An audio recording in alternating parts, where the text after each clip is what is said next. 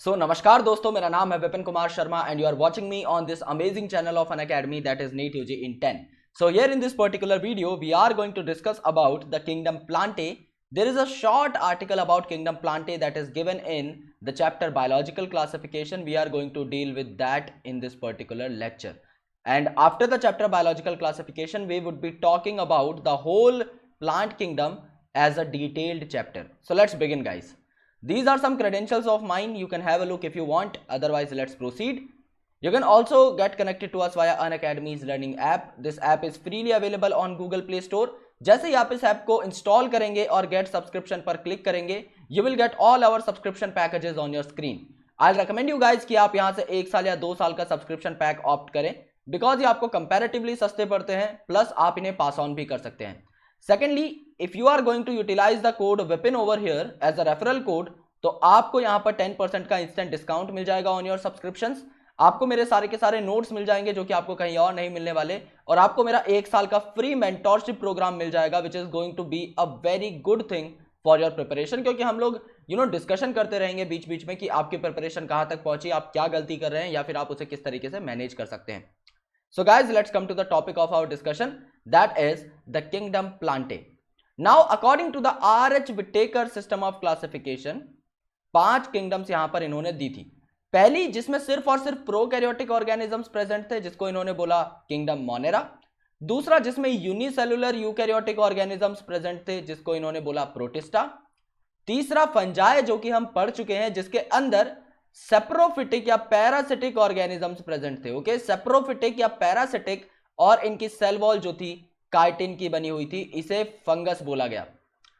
चौथी किंगडम जो थी वो थी आपकी किंगडम प्लांटे, जिनमें आपके ऑटोट्रॉफिक ऑर्गेनिजम्स प्रेजेंट थे. ऑटोट्रॉफिक मतलब जो खुद का खाना खुद बना सकते हैं, यानी कि इनके अंदर जो था क्लोरोफिल एक मेजर पिगमेंट था, क्योंकि क्लोरोफिल को यूटिलाइज करके ही प्लस सनलाइट को यूटिलाइज करके आपके प्लांट्स जो हैं वो क्या बनाते हैं, शुगर्स बनाते हैं, यानी कि फूड बनाते हैं. So this chlorophyll pigment is very important for the process of photosynthesis. So all the plants would be having chlorophyll. Okay, so जितने भी प्लांट्स हैं उनमें क्लोरोफिल देखने को मिलता है, लेकिन कुछ ऐसे प्लांट्स होते हैं जो थोड़े से डिफरेंट होते हैं, उनके बारे में हम यहां पर बात करेंगे. सो किंगडम प्लांटे में यूकैरियोटिक ऑर्गेनिजम्स आएंगे, यहां पर कोई दो राय नहीं है, क्योंकि प्रोकैरियोटिक सिर्फ और सिर्फ मोनेरा के अंदर थे. Then these are chlorophyll containing organisms because they are autotrophic in nature, and since they can make their own food, it means that they would be photosynthesizing, and photosynthesis could only be possible if chlorophyll is present. A few members, यानी बाकी सब में तो chlorophyll था, लेकिन a few members are partially heterotrophic. Partially heterotrophic मतलब कुछ ये खाना बना लेते हैं, कुछ की इन्हें रिक्वायरमेंट पड़ती है, यानी some of the things are always required by these kind of plants. For example, the insectivorous plants. There are some plants which used to kill the insects. For example, here, this plant, this green plant that you are looking at, this particular diagram is Venus flytrap. And this is the, normal house fly that you can see. This is Musca domestica. So, you can have a look over here that it has a trap. That's why it is called as a Venus flytrap. Because यहां पर fly जब भी आकर इस plant के ऊपर बैठेगी, ये जो आपका प्लांट है, इसका मैकेनिज्म जो है बंद होने का और खुलने का, ये उस फ्लाई को यहीं पर ट्रैप कर लेगा, और इसके अंदर से इंपॉर्टेंट मिनरल्स जैसे कि फास्फोरस, ओके, और बचे हुए जितने भी आपके सारे के सारे मिनरल्स होते हैं, वो यहां पर इस प्लांट्स तक डायरेक्टली पहुंच जाते हैं. ओके, यानी कि समझ लो कि अगर प्लांट अपने मिनरल रिक्वायरमेंट को पूरा नहीं कर पा रहा है, then what you need to do is, what plant is going to do is it is just going to trap an insect. उस insect को it will chop into pieces, और उसके अंदर से जितने भी मिनरल्स होंगे वो एक्सट्रैक्ट कर लेगा. सो ब्लैडर वर्ट जो होता है, ब्लैडर वर्ट में जैसे यहां पर आपका फ्लाई ट्रैप है, वैसे ही ब्लैडर वर्ट में क्या रहता है, आपका एक बहुत बड़ा ब्लैडर यहां पर प्रेजेंट रहता है, और इस ब्लैडर में जो है इंसेक्ट्स ट्रैप हो जाते हैं, और सिमिलरली यहां पर लीवर मैकेनिज्म से बंद होने से यहां पर ट्रैप हो जाते हैं. सो ब्लैडर वर्ट और वीनस फ्लाई ट्रैप जो है, ये आपके इंसेक्टिवोरस प्लांट्स हैं, यानी कि ये इंसेक्ट्स को खाते हैं और उनसे अपने मिनरल्स को डेराइव करते हैं. और कस्क्यूटा जो है, यानी अमरबेल जो है, ये आपका एक पैरासाइट है. यानी कस्क्यूटा क्या रहता है कि समझ लीजिए एक बहुत बड़ा ट्री है. सो इस ट्री के स्टंप पे या इस ट्री के ऊपर जो है कस्क्यूटा बेसिकली अपने रूट्स को गाड़ देता है.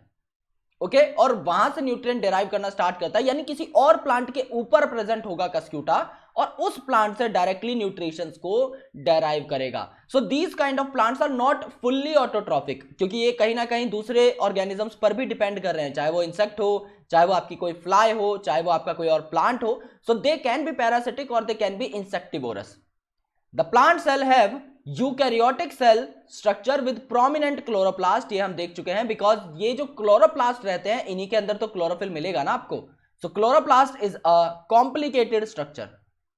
इस तरीके का आपका क्लोरोप्लास्ट रहता है जिसमें दो मेम्ब्रेन्स होते हैं। Let's say this is the inner membrane, तो इसके बाहर जो आपकी आउटर मेम्ब्रेन प्रेजेंट होगी, इसके अंदर ये थाइलाकॉइड प्रेजेंट रहती हैं दोस्तों, एक के ऊपर एक थाइलाकॉइड्स अटैच रहती हैं। और इन थाइलाकॉइड के पूरे बंच को हम लोग प्यार से क्या कहते हैं, इसको कलेक्टिवली हम लोग कहते हैं ग्रेना। ओके, जिसके अंदर आपकी लाइट रिएक्शंस होती हैं फोटोसिंथेसिस की। देन यहां पर एक और आपका थाइलाकॉइड का बंच प्रेजेंट रहेगा, यानी एक और ग्रेना प्रेजेंट रहेगा।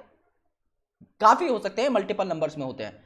और ये जो आपकी मैट्रिक्स है, इसे आप लोग क्या बोलते हैं, इसे आप बोलते हैं स्ट्रोमा, जहां पर आपकी डार्क रिएक्शन होती हैं। और इनके बीच में जो मेम्ब्रेन इन्हें कनेक्ट करती है, इसे आप स्ट्रोमा लेमेली कहते हो। स्ट्रोमा लेमेली जो है इन दोनों के दोनों ग्रेना को साथ में कनेक्ट करती है। सो this is the structure of chloroplast. और इस क्लोरोप्लास्ट की जो मेम्ब्रेन्स हैं, जो थाइलाकॉइड मेम्ब्रेन्स हैं, इनके ऊपर प्रेजेंट होते हैं क्लोरोफिल मॉलिक्यूल्स। ओके, सो यहां पर क्लोरोप्लास्ट और क्लोरोफिल आपको देखने को मिलेगा, since they are photosynthetic organisms. Cell wall दोस्तों इनकी सेल्यूलोज की और हेमी सेल्यूलोज की बनी हुई होती है, but cellulose is the main component of their cell wall. Okay, जैसे कि फंगस में आपकी काइटिन की बनी हुई थी। और फिफ्थ जो आपके किंगडम है एनिमेलिया, इसकी सबसे कैरेक्टरिस्टिक बात यह है कि यहां पर सेल वॉल नहीं मिलेगी। प्रोकैरियोट्स में यहां पर जो है आपकी पेप्टिडोग्लाइकन की आपको सेल वॉल देखने को मिली थी। तो सेल वॉल के स्ट्रक्चर के बेसिस पर भी आप इन्हें डिफाइन कर सकते हैं। किंगडम प्लांटे जो है इसमें एल्गी भी आते हैं, जैसे green algae, red algae, brown algae. आपके ब्रायोफाइट भी आते हैं, जिन्हें आप कहते हैं एम्फीबियंस ऑफ प्लांट किंगडम। आपके टेरिडोफाइट भी आते हैं, जहां पर पहली बार आपको जाइलम और फ्लोएम डेवलप्ड देखने को मिले थे। आपके जिम्नोस्पर्म्स भी आते हैं, ओके, और एंजियोस्पर्म्स भी आते हैं, जिनको आप फ्लावरिंग प्लांट कहते हो। सो जिम्नोस्पर्म में आपको नेकेड सीड देखने को मिलते हैं, और angiosperm are the true seeding plants, जिनके सीड पे कवर भी होता है। So these are basically called as flowering plant. इनमें आपको फ्लावर्स भी देखने को मिलते हैं, and these are the most advance type of plants, जो कि आप आगे चल के पढ़ोगे। चाहे आपका कोई भी चैप्टर हो, चाहे मॉर्फोलॉजी ऑफ फ्लावरिंग प्लांट हो, चाहे एनाटॉमी ऑफ फ्लावरिंग प्लांट हो, चाहे sexual reproduction in flowering plants हो, 12th में आपको एंजियोस्पर्म्स पढ़ाया ही जाएगा, वो भी बहुत ज्यादा डिटेल में। लाइफ साइकिल जो होती है दोस्तों प्लांट की, इसमें दो फेजेस रहते हैं। एक आपका डिप्लॉयड फेज, जिसको आप स्पोरोफिटिक फेज कहते हैं, और एक आपका हैप्लॉयड फेज, जिसको आप गैमेटोफिटिक कहते हैं। क्योंकि आपको पता है गैमीट्स हमेशा हैप्लॉयड होते हैं। तो समझ लो ये कोई मेल बॉडी है, ये कोई फीमेल बॉडी है, इसने अपना गैमीट बनाया हैप्लॉयड, इसने अपना गैमीट बनाया haploid. So this is the haploid phase. ये दोनों जब कंबाइन हो जाएंगे तो ये आपका डिप्लॉयड फेज में कन्वर्ट हो जाएगा। फिर अगर प्लांट आपका पूरा डिप्लॉयड ही बन जाता है तो इसे स्पोरोफिटिक स्टेज कहा जाएगा।